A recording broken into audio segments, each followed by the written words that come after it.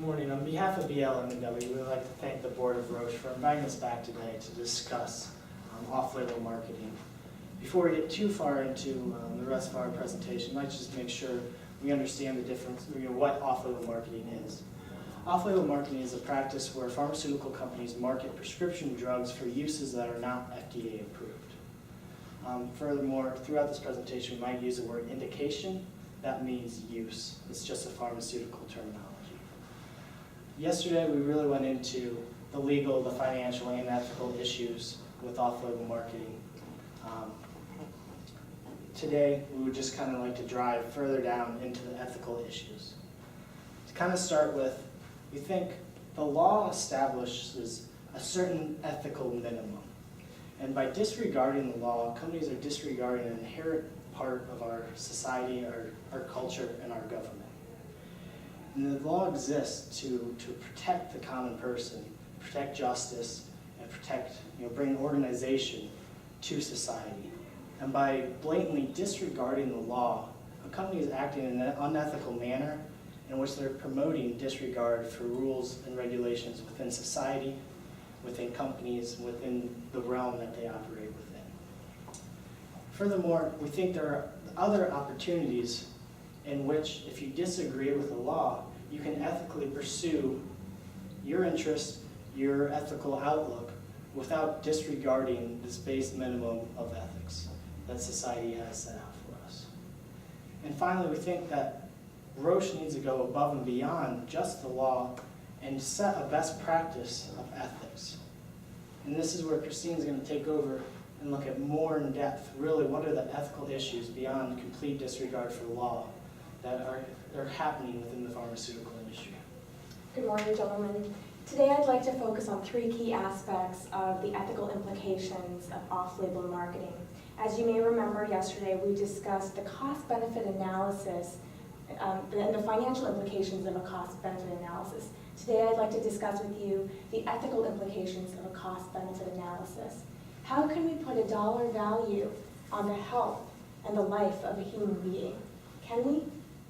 Yesterday we took a look at the drug Zyprexa, the off-label marketing of Eli Lilly and Zyprexa. A side effect was increased weight gain. And with increased weight gain comes obesity. And with obesity, there are two debilitating and lifelong diseases that can come with that, including diabetes and hyperglycemia. Now, these are not just in the doctor's office and out the doctor's office types of diseases. They are lifelong, and the patient must deal with that and endure that for the rest of his or her life. Are we willing to do that to the patient? Are we willing to do that to the life or the health of a human being? The next key point I'd like to discuss with you is the fact that there are already existing drugs out on the market that provide the same therapeutic benefits as what the off-label marketing is bringing in.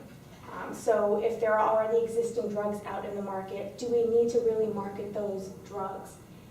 There have been no tests done by the Food and Drug Administration for these indications or for these uses. Can we really question, or can we really rely on the safety and efficacy if there have been no tests done? And lastly, even if there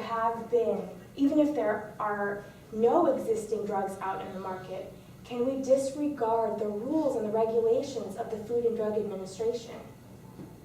These are things that we need to think about. These are human lives that we are gambling with here. They are human lives that we cannot ignore. We cannot neglect the ethical implications of off-label marketing. So as we discussed yesterday, we do have three separate pieces of recommendations that we believe Roche can implement immediately that would both raise the standard of the industry as a top 5 pharmaceutical company. We think that they can use their power as such a large player to really raise the bar to not only meet the minimum standards of the law, but also to raise the ethical standard of practices within the industry. And those are going to be preemptive as well as active, and then also some reactive, should it be necessary. We'll get into that a little bit later. So preemptively, we believe that a strong training structure is needed in order to educate both salespeople as well as your top-level officers and your sales managers on the legal as well as the ethical implications, especially the ethical implications of marketing off-label to physicians. In order for this to be successful, it has to come from the top down. It can't just be another training session that they sit through. It has to have buy-in from the top, from you all as the board of directors, as well as your C-level officers. Next, we believe that they need to implement some type of an employment contract that the salespeople can affirm that they have received the training, that they do understand the ethical implications, as well as the legal implications, both to them personally, professionally, as well as Roche as a corporation. Next, we want to examine the commissioned payout structure that is very widespread throughout the pharmaceutical industry. Look at possibly reducing or even completely eliminating this commission structure that we believe promotes unethical sales practices and as a result, off-label marketing. In doing this, it not only removes the temptation for salespeople to market unethically, but it also encourages your sales management staff to use other performance management structures in order to motivate and coach their sales staff, and not simply rely on commissions as a crutch to promote the sales. Next, as far as an ongoing process, we believe that Roche needs to implement an ethics and oversight committee that's going to have the ability to impartially hear complaints, both from salespeople, from sales managers, as well as outside physicians or doctors that believe they have been marketed to in an unethical fashion. They need to be able to have communication directly to you all, as well as your C-level officers, to determine if this is an isolated incident or if it's going to be a widespread culture throughout the organization. Lastly, we believe that should this be found to be, whether it's an isolated incident or a culture, reactively, Roche needs to take a very hardline stance. We believe we've provided the incentive to market ethically, we've provided the training background, and we believe that Roche needs to have a zero tolerance policy with regard to salespeople who are found to be implementing this off-label marketing practice that we believe to be unethical.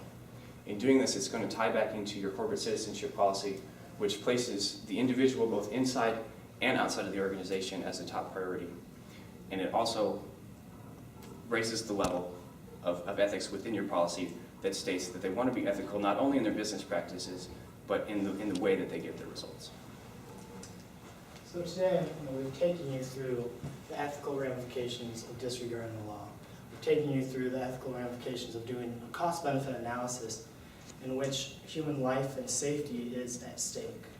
Taking you through, what is the ethical dilemma of looking at drugs from a point of, if there's something on the market already that is FDA approved, what are the ethics of promoting something that's not FDA approved?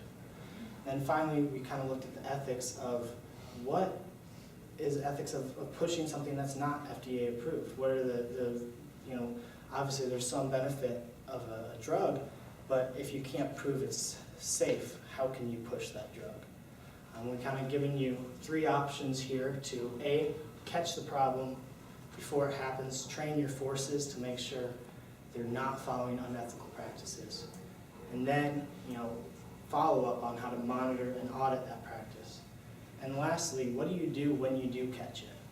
And that's the zero tolerance policy, because in the end, not only is it unethical, but you will get burned legally and financially if you follow this practice. So we'd just like to thank the board of Roche today for inviting us to speak with you. We enjoyed our opportunity to talk with you yesterday and today.